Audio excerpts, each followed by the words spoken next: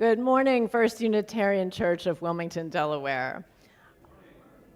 I am Kate Franta, and I'm here along with Jacqueline Kairis, and we welcome you to our worship service both in the sanctuary and streaming online.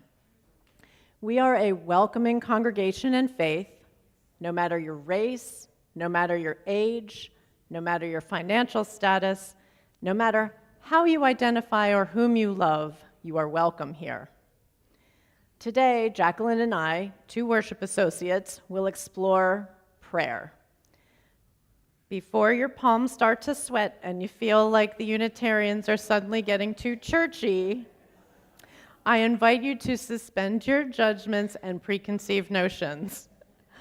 Jacqueline and I both have careers in healthcare, and we thought it would be fun to explore in a more conversational style what our experience or evolution of prayer has been, and the potential that re-examining prayer can bring. We are so happy you are joining us today. So we also have some guest artists today, special guest artists. We have a trio of 7th graders from the community who will be singing, as well as guest singer and musician Jake Kairis, note the last name. Welcome Mia, Annika, Sebastian, and Jake, all accompanied, of course, by our stellar music director, Kathy Harris. So now I invite you to turn to your neighbors and greet them with the radical hospitality that is First Unitarian Church of Wilmington.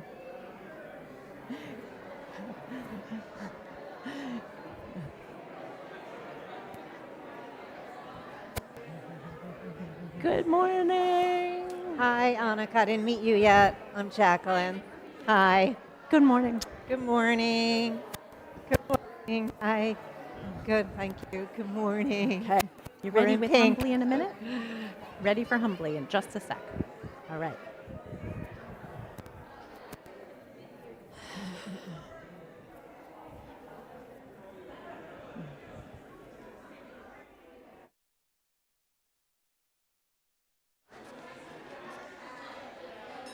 To this. Can I do this?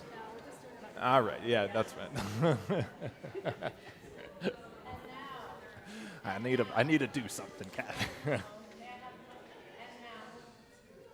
let us prepare our hearts and minds for worship with the prelude prayer, Humbly, sung by Mia, Annika, and Sebastian.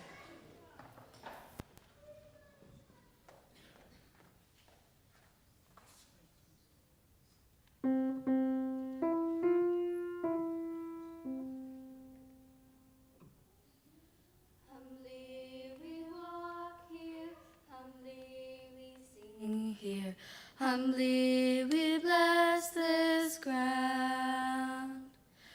Humbly we walk here, humbly we sing here. Humbly we bless this ground. Humbly we walk here, humbly we sing here. Humbly we bless this ground. Humbly we walk here, humbly we sing here. Humbly we bless this ground. Humbly we walk this ground with the spirit of blessing in our hearts.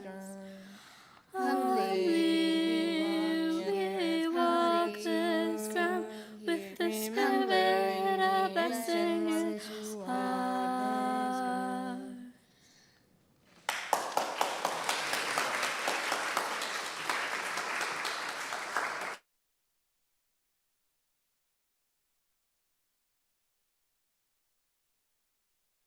Beautiful. Thank you. Our call to worship was written by Reverend Julian Lepp, and it is adapted. Dear Goddess, Mother, Source, dear nature, arts, family, and community, please carry us in arms of grace so that we may experience gratitude and faith.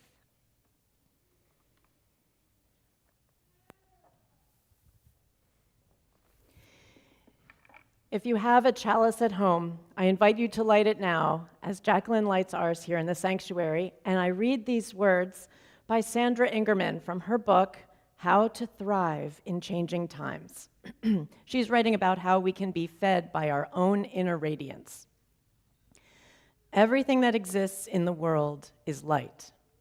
When you take away the form that makes up our bodies and the rest of the world, you are left with light. Behind all form is light. As we learn to experience our own light and connect with the light of life, our perception about life changes, and we tap into spiritual strength, inner peace, and well-being. May this flame remind us, each of us, of our own light. And now, please rise in body or spirit and sing with Jake and Kathy the hymn, Abide With Me.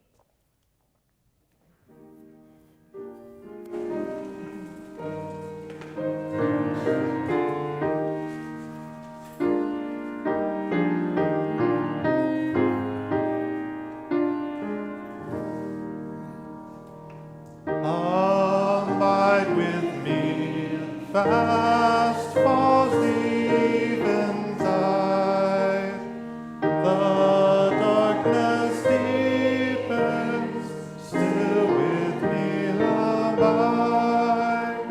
When other helpers fail and comforts leave, help of the helpless, so abide with me.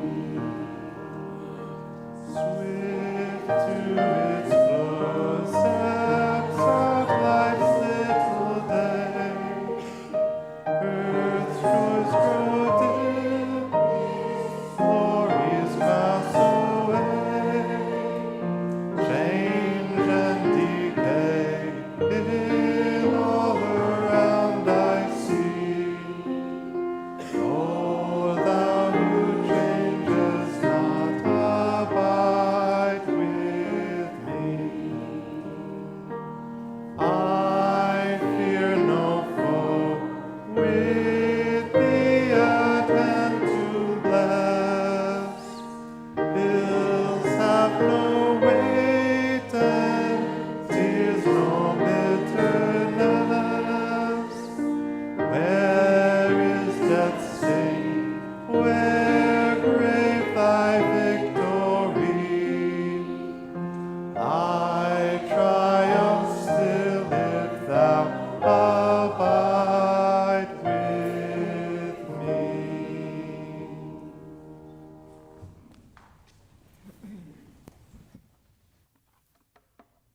And now, please join me in affirming our mission. First Unitarian Church of Wilmington is a beloved community that nourishes minds and spirits, fights injustice, and transforms the world through loving action. Please be seated. Okay, that's right. It's time to talk about prayer.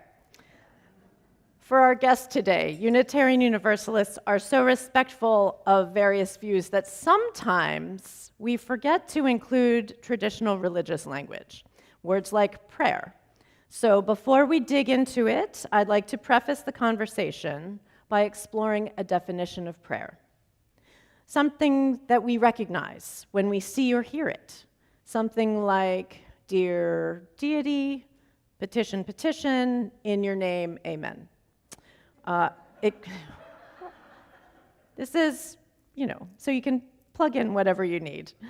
It could be a prayer of gratitude, could be a prayer request, a healing, a job offer, an election outcome. All of that feels familiar and recognizable. Can prayer be meditation? You know the adage, prayer is us talking to Goddess, and meditation is when we listen to Goddess. Are spells and charms a form of prayer? The Gayatri Mantra, the Rosary, the Lord's Prayer are famous prayers said by millions of believers every day. Blessings before sharing a meal are a more ubiquitous form of prayer, as is perhaps the pause at bedtime to contemplate all the reasons to be grateful. Indigenous people from this continent and many others view dancing as prayer. And Gabrielle Roth took that, composed music, and started the body prayer and trance dance movement.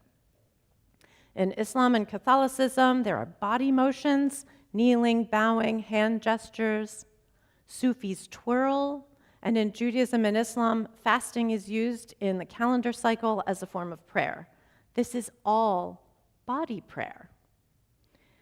Friedrich Heiler, early to mid 20th century, listed 6 types of prayer, and these are his words. He called them primitive, ritual, Greek cultural, philosophical, mystical, and prophetic. A more modern breakdown might call them colloquial or informal prayer, petitionary prayers, ritualistic prayers, and meditative prayers, each possibly used independently or combined together. The monotheistic belief is that there is a petitioner, that's the human, and a receiver, God, with prayer being one-way communication. But in Hinduism, and many of you know how much I love Hinduism, the deities can jump into the body of the mantra-reciting devotee. Yoga is used, again, a type of body prayer, to prepare one's body in mind and spirit for meditation. Long-term goals in Buddhism include enlightenment, or at least a good rebirth. Take note that the Buddha said it was not necessary to supplicate to a deity, though some Buddhists do so, while others may treat the tradition's founding monks and nuns as saints. Not quite saints, it's synonymous with the Buddhist term bodhisattva, but for these purposes it's similar enough. They're saints and not gods. So it is from this place, this wider, eclectic worldview of prayer, that we will explore and possibly open up different possibilities of new perspectives in our conversation today. And so from this place, please join, and I mean join, you're going to sing too with them, Sebastian, Mia, and Annika in singing Meditation on Breathing, which is a meditative prayer of peace and love.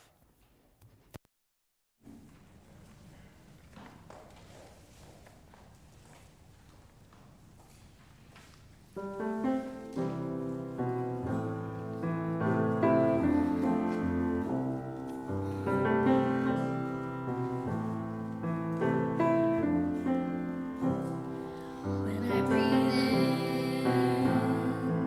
I breathe in peace. When I breathe out, I breathe out love. When I breathe in, I breathe in peace. When I breathe out, I breathe out love. I breathe in peace. When I breathe out, I breathe out love. When I breathe in,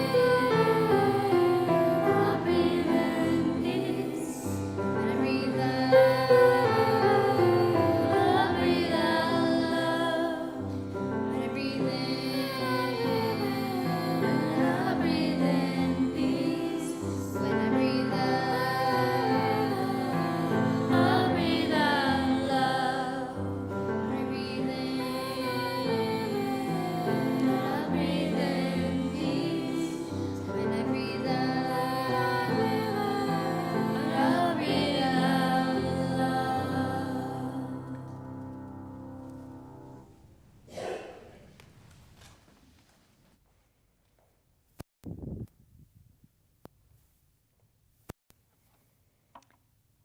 Thank you, Annika, Mia, and Sebastian. It was lovely.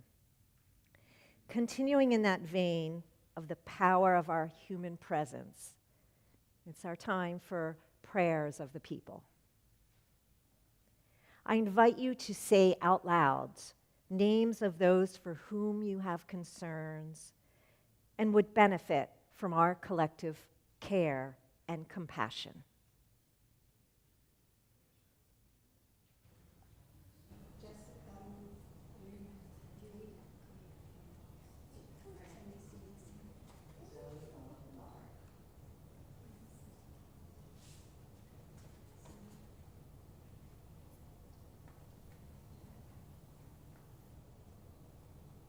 May all whose names were spoken and those unspoken find peace and healing this day.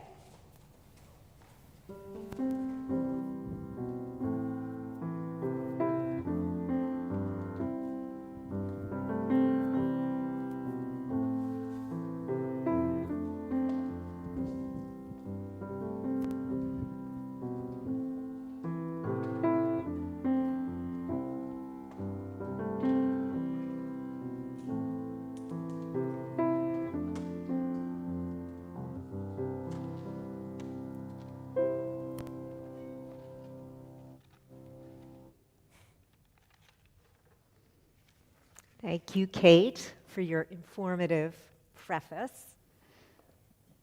I'll begin by highlighting that Kate and I are here to explore this topic with you, certainly not as authorities or experts. Our hope is to present with humility and respect for all viewpoints. And thank you again to our youth trio. And that brings up, is prayer a meditation as we're breathing that meditation? Prayer and meditation have some commonalities. Both are an intentional pause from the doing part of life, the busyness of life. To extinguish, for the most part, meditation is inward focus and prayer is outward. My personal definition is that prayer is a connection or communication outside of ourselves. So, Jacqueline, in your research then, what did you find in the area of health benefits for prayer? Yeah, as I was researching possible health benefits, I read about a Dr. David Siegel. He is the director for integrative medicine at Stanford. And he, using MRI, found this. Praying involves the areas of the brain involved with self-reflection and self-soothing. While the reflective regions of the brain are activated, the parts of the brain associated with taking action are inactivated. According to Dr. Spiegel, this reduces addictive cravings or urges. It lessens emotional responses and reactivity. And Dr. Loretta Brunig, she's the author of Habits of a Happy Brain. She explained that when we pray, we release the hormone oxytocin. Oxytocin is known for its role in maternal labor and lactation because it enables social trust and attachment, giving us a good feeling despite living in a world of threat, says Dr. Brunig. Life at times can feel threatening. World events may disturb us. There may be unexpected changes within our family. Perhaps there's a death, a loss, or a loved one is very ill. Those difficult times can bring a range of emotions: shock, sorrow, fear, anger, guilt. You need some self-care and support. Jacqueline, it sounds like you know what you are talking about from personal experience. Yeah. Have you had personal experience with grief? Yes, I have. Yes. Along with career, of course, and personal. And it's interesting, the two help each other. 2 years ago, my parents died within 6 months of each other. I remember diving into a doing mode, writing obituary, planning the service, and it was all needed. That chaos was also meaningful. In many ways, I was all right, finding support from this church and my family. Yet underneath the expected feelings of missing and loss, there were some other emotions, some more complex ones simmering. A few months after the second funeral, I allowed myself some time off at a retreat. This was at the Pendle Hill Retreat in Wallingford, Pennsylvania. Mostly silent 7 days. At the retreat, we were led to the practice of the loving kindness metta prayer.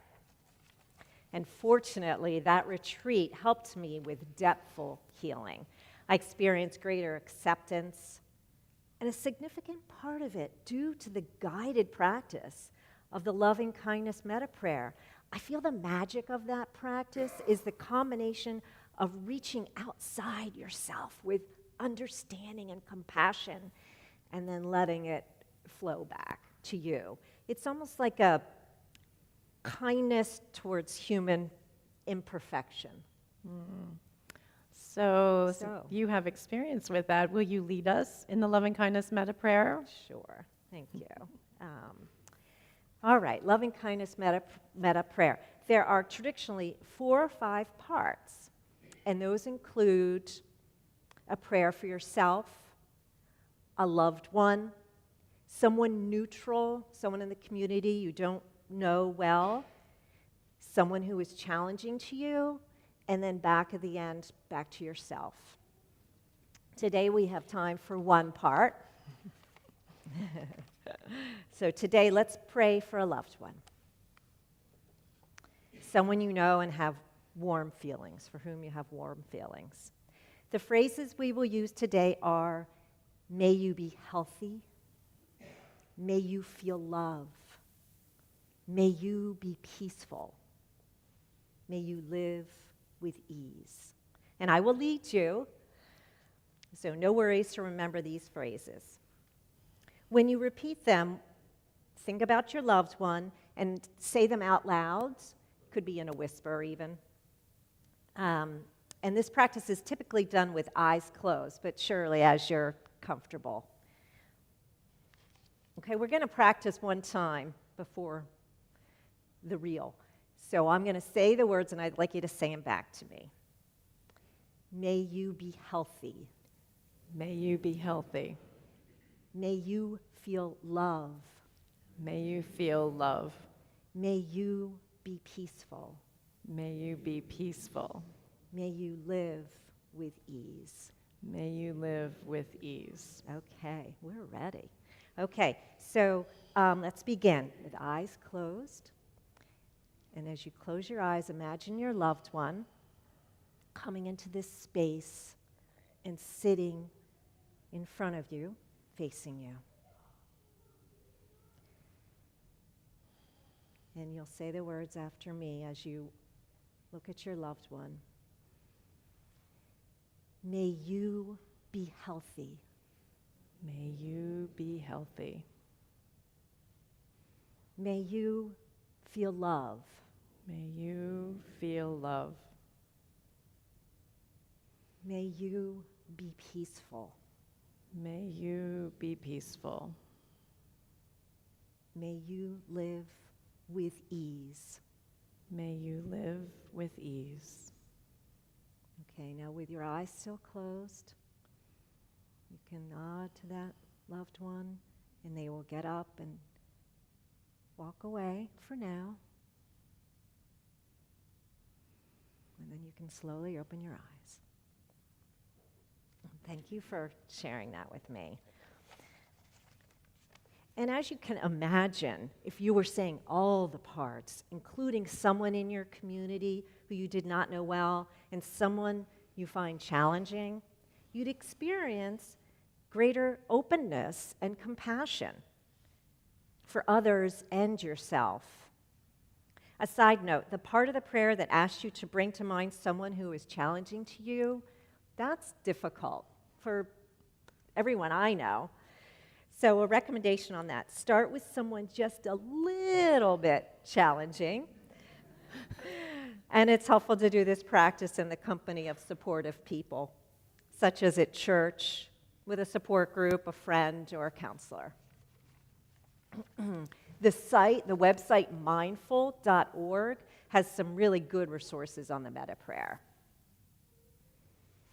So Kate, why is prayer so intriguing for you? Well, funny you should ask.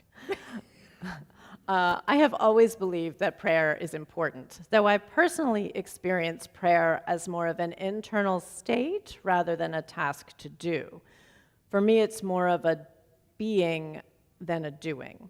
though I often recite the same words, using mantras that are pre-established or mantras that are deeply personal, developed from my own life and practice. And perhaps this is reflective of both the Buddhist and Christian teachings that aim for a prayerful state all the time, a contemplative state in all situations. And the emphasis is on aim for that, because I certainly fall quite short. But 25 years ago, I embarked on a study of spiritual training that included a study of prayer. And that led me to travel to Tibet with Greg Braden, the best-selling author of a dozen books on bridging ancient wisdom and the unique challenges we have in the world today. In his book, Secrets of the Lost Mode of Prayer, Greg writes, quote, "In the presence of war and genocide beyond our borders, and hate based upon differences within our own communities, how are we to feel emotions such as peace and healing? Clearly, we must find a way to break the cycle of hurt, suffering, anger, hate, if we're to transcend the condition that we find ourselves in," end quote. That sounds like siloing, breaking out of the siloing that we studied last year. Greg continues to cite research that the beliefs and prayers within us are carried into the world around us, and that we must embody in our lives the conditions we want to experience in our world. And if that sounds too new agey, he then recounts his visit to the abbot of a monastery high up in the Tibetan plateau, whom he asked, "What are you doing when we see you praying?" And the abbot shook his head, and his response, which I'm paraphrasing, was, "You don't see our prayers. What we are doing is generating a feeling in our bodies by reciting the mantras, using the prayer beads, and involving our bodies through swaying or rocking. The feeling is the prayer," which means that for Tibetans, all the motions they do are the prayer. They do prostrations, and when we have props, youth trio, would you mind showing the props? We have prayer wheels that they spin, mala beads that they count, the braiding of their hair into 108 braids, which is their sacred number. All of that generates a feeling. Thank you. Braden links that abbot's response to the Gospel of John 16:24, "Ask without hidden motive and be surrounded by your answer." Now that's Braden's biblical interpretation there. Wonderful. Well, how about now I'll pose the research question to you. Sure, there is research done decades ago. In 72, it showed that if 1% of a city's population participated in being peace, a meaningful change happened in those cities. And that led to the 1988 published study called the International Peace Project in the Middle East. When participants felt peace in their bodies during the Israeli-Lebanese war, monitored on specific days and at specific times, crimes and war activity lessened or halted, and fewer people went to the ER, and there were fewer traffic accidents. Now, as soon as the participants stopped embodying peace, the crime and traffic all went back to the prior levels. Researchers determined that it only took the square root of 1% of a population to have that effect. So I found this fascinating and just as interesting as Ron Roth and Larry Dossey's research reports that prayer for the sick actually has measurable benefits, even if the prayer is performed after it is asked for, well after, even if it is performed at a different place. So this harkens back to the quantum physics that I love so much. Feel free to search up August 1st, 2021 service for more on quantum physics, if you would like to check in your YouTube history. In 2017, author Lynn McTaggart published The Power of Eight, which got groups of 8 people together for meditative prayer work. Her research uncovered that the recipient gained benefits from receiving focused, prayerful intention, which didn't surprise anybody, but much to her surprise, it also showed that all 8 participants who were sending the prayers also benefited. Kate, do you use these practices with clients? All the time. At work, where folks come to me with great need due to a health crisis or deep grief or trauma, I find that utilizing meditative prayer that focuses within and getting them to listen to their bodies is deeply beneficial. The words we use are crucial. Do I talk to myself with kindness or criticism? I encourage people to do their best to be gentle with themselves, to watch that inner critic, and don't let our ticker tape veer into that negative self-talk, and to shift from worry to prayer. Worry allows the amygdala in our brain to run away with anxiety, while prayer gets us back in the driver's seat and is actively steering perhaps more than just our thoughts, but also all of our electrons by generating the feeling of, pick one, peace, compassion, radiant health, love. We are taking action, even when sometimes we might feel we can do nothing. There is always something. This is why meditation is so crucial.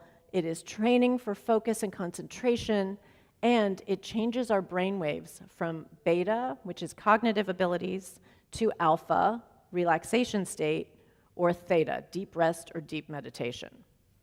And for folks who are resistant or who don't know where to start because of too strong a history of forced prayer or because of no experience, I suggest they start with giving a pinch of cornmeal or flour to the earth each morning in gratitude for their lives. They can expand on that, but starting the day with a practice of gratitude is simple and effective, frames their day from a place of strength and ownership of this life. So, Jacqueline, what's your background with prayer? Originally, I was taught from the traditional Christian perspective, for example, before bed. Now I lay me down to sleep. I pray the Lord. So, Yes, we all know it's it. familiar, right? At one point in childhood, I asked my mom, "What is God?" She answered that she sees God as the goodness in everyone. I didn't get into depthful chats with my dad at that age. He was a busy physician, yet I noticed his work for our community. So, with a physician dad, do science-backed counseling therapies support prayer? Okay, so let's go there, huh? Let's do a little science for you. The most researched and most widely utilized form of psychotherapy is cognitive behavioral therapy. Oh, good, we have our visual. So for explorations, I thought it'd be interesting to apply the act of prayer to the CBT triangle. And there it is. The CBT triangle illustrates the integrated nature of our thoughts, feelings, and behaviors.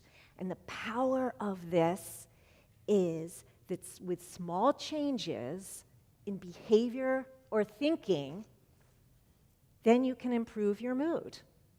So in the visual, you've got that dark area is supposed to be a brain. Okay, so that's thinking. And we've got the illustration of the body, that's the behavior, and then at the top is the mood, feelings. So let's take a case scenario involving prayer, and then we'll extrapolate the resulting mood. If we think of a person who is experiencing a down mood, say some irritability, they'd been overwhelmed with their to-dos, had some scattered thinking. Perhaps they were reading non-urgent emails and text messages. They were sort of working. They were at their desk. Okay, so that's the behavior. Then you've got a picture of what kind of thinking that's going on in the brain area. And those can go back and forth, right? You know, as you're kind of worried about your to-do list, maybe your body gets more tight. And then it sends messages and it creates a certain mood. So this person makes a decision to change their behavior. They decide to pause and pray. So let's say they get up from their work chair and they go to a place where they would typically pray, cushion or just a different chair. And they say, okay, I'm going to do the metta prayer, something that we just practice for a few minutes. So they've got a behavior change. Then they're thinking, they place their attention and thinking on their prayerful themes. It could be gratitude, examples of goodness or beauty, something, maybe they're sending a prayer of goodwill out to someone. For a few minutes, they've moved their place, they've put their mind on something else. What do you think might be the resulting mood? Do you think their mood might lift? So help me out. The answer would be yes right now. Yes. Thank you. I got some help. Research strongly suggests that this person would feel a positive change in their mood. Okay, moving to another psychologist, Carl Jung, the father of analytic theory. He specifically advocated for spiritual practices. He believed that people who struggled with alcohol addiction are supported in recovery with a spiritual or religious experience. So that's the experience you were talking about. Exactly. Feel it. Carl Jung's ideas led in part to the founding of Alcoholics Anonymous. And even we can connect Carl Jung back to, he's early 20th century to 50, 70 years later to the MRIs by Dr. Riegel that we talked about before. Remember Dr. Riegel saying that he found that praying involves the areas of the brain involved in self-reflection and self-soothing. And this reduces the addictive urges, that part of the brain, or cravings, emotional responses, and reactivity. Switching from psychologist to a social justice leader, John Lewis, he proclaimed, if it hadn't been for prayer, I would not be where I am today.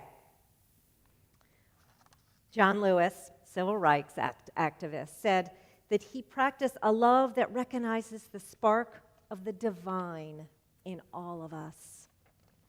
While John Lewis says divine, the themes I go to are goodness, grace, and gratitude. Jacqueline, would you be willing to share a prayer practice with us? I surely would. Thank you. So each evening, after the standard relaxation, pre-bed routine, once the head is on the pillow, again, back to that, I do an imagery exercise. I remember interactions of goodness. I think and remember from the day human interactions for which I am grateful. And once I've chosen a couple images, it's a reel on repeat. Some examples, a shared laugh or hug or cry with a friend. The Sunday service door greeter here. Mm-hmm. Visits with my adult children. Chats with my aunt. The morning walk with my husband. A kind receptionist at a health exam when you know they are overworked, right? And they still are pleasant. And hear the warmth and helpfulness here. For me, seeing and remembering some little gems from the day brings gratitude, feelings of connection, and hope. It's like a little oxytocin boost before sleep. And I see this as a doubly effective routine. It's a push and pull, and I'll explain. At bedtime, I'm asking my brain to pull memories for which I am grateful from the day. And the result is during the day, I've become a bit more attentive, just a bit more. And I notice and I take mental pictures from interactions or nature, and I push them into my memory. So it's calming at bed and more attentive and grateful during the day. What stays constantly helpful for me is to allow some attention and time for beauty and human connection and the light around us all the time. And you all bring your light to this world. There are song lyrics, and they go like this. 'Cause you are the sky. You're a sky full of stars. I want to give you my heart. 'Cause you are a sky full of stars.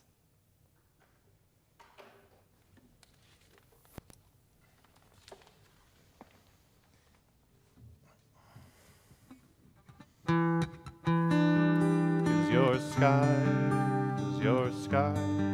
full of stars? I'm gonna give you my heart. Is your sky full of stars? 'Cause you light up the path.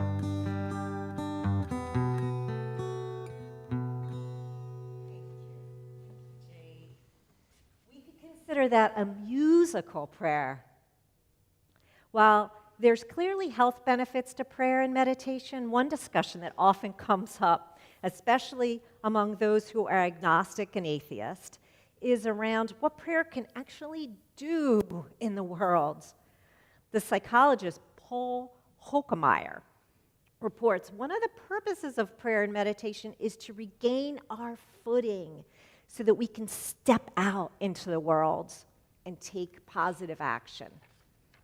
With that in mind, consider prayer as a reconnect and a recharge, so that we may live our lives with wellness and extend goodwill to our community and the world. Let's pray. Pray.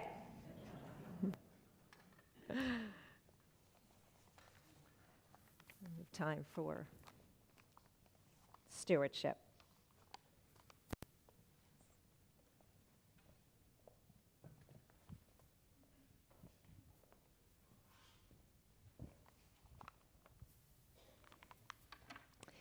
We hope that some of what we've shared today has been interesting, perhaps invigorating.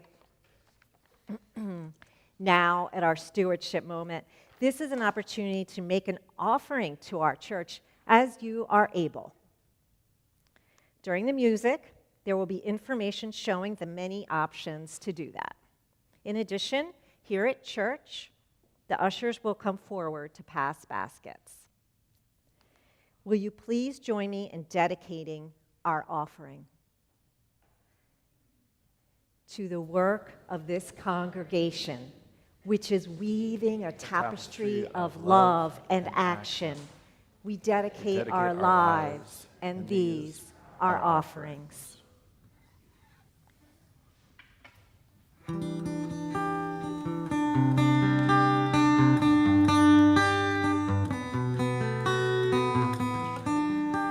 You're a sky full of stars. I'm gonna give you my heart. 'Cause you're a sky full of stars. 'Cause you light up the path. I don't care, go on and tear me apart. I don't care if you do. 'Cause in a sky full of stars, I think I saw you.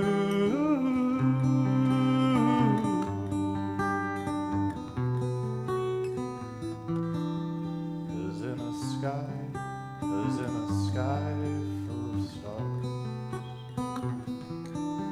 I wanna die in your arms. Oh, oh, oh. get lighter the more it gets dark. I'm gonna give you my heart. I don't care, go on and tear me apart.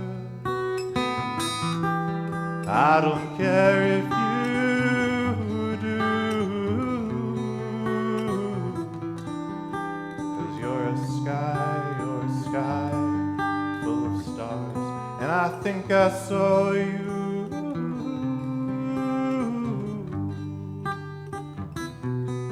I think I saw you.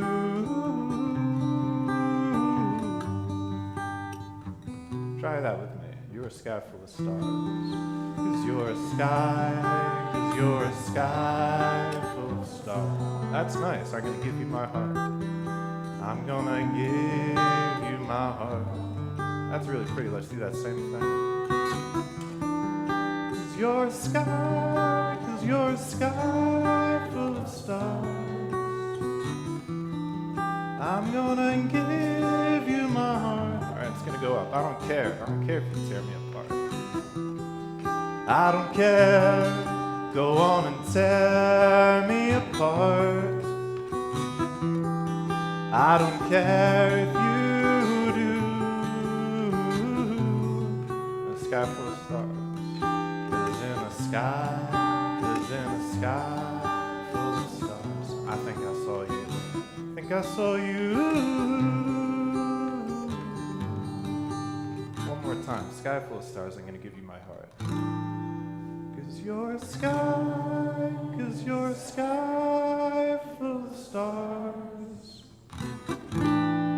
I'm gonna give you my heart.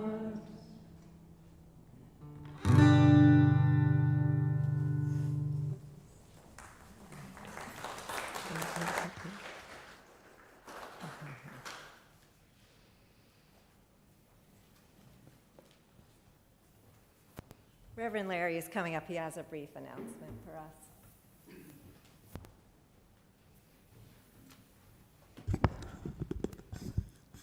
Thank you. Wonderful, and thanks to all our musical guests today. My gosh. Over the summer, we have had a small group in our congregation that have gathered in what they've called Centering Sundays as a way to hold in care and concern our earth, our democracy, and our care for the common good. They recognize, as many of us do, that care needs to materialize in action. So during our summer camp, over 800 postcards were sent by members of this congregation and guests to encourage people to vote in various places in the United States. This Wednesday, we will have an event that is open to the wider and broader community. It is a national broadcast of the film Bad Faith, and we are partnering with the Poor People's Campaign on this 61st anniversary of the National March on Washington. We're going to be one of the national sites to screen this film, and this film documents the role that Christian nationalism has in our country's schools, our libraries, our courtrooms, and in our culture at large. As you will hear from Bishop William Barber, not many Christians really consider this movement that Christian. And so I want you to really consider coming and viewing this film. I've seen the film, but please bring a friend to join you. And I'm going to ask if Susan and Judy will stand. They will have flyers like these that you can use to share with a friend and invite them to come. I've seen the documentary. It's very informative. It kind of fills in sort of what's happening behind the scenes in a lot of our election work over this time. Those of you who are members of First Unitarian, we invite you to bring snacks to share, because following the film in which Bishop William Barber will speak right at the end, he's going to invite us into some discussion and some action steps, and we'll gather in our parish hall with those who are here who want to look at what can we do. So, who's planning to come? Okay, great. Now, use your other hand when I ask you the question, who's planning to bring a friend? Okay, so think about who you might want to invite. Judy and Susan will be standing at the doors to the parish hall. Take a flyer with all the information. Now, before I sit down, I want to say this is Kate's time where she's stepping down for a while from being a worship associate. And we're going to miss her. I have my toes crossed, you can't see that she might come back at some point. But the flowers today are given in gratitude, Kate, for your wonderful gift to us as a worship associate. So we can clap.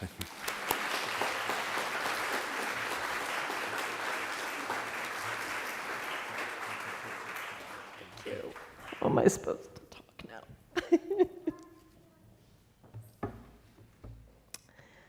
Thank you. I'm sure I'll be back. If you have a chalice at home, please join us in extinguishing it now. Reverend Samuel Shoemaker, a 20th century Christian visionary, said, "Prayer may not change things for you, but it sure changes you for things." So we leave you with a translation of the Navajo beauty prayer. The beauty that you live with, the beauty upon which you base your life, the beauty that you live by, may we all walk in beauty. Blessed be. Now, please rise in body or spirit and sing us out with a hymn, "When Our Heart is in a Holy Place."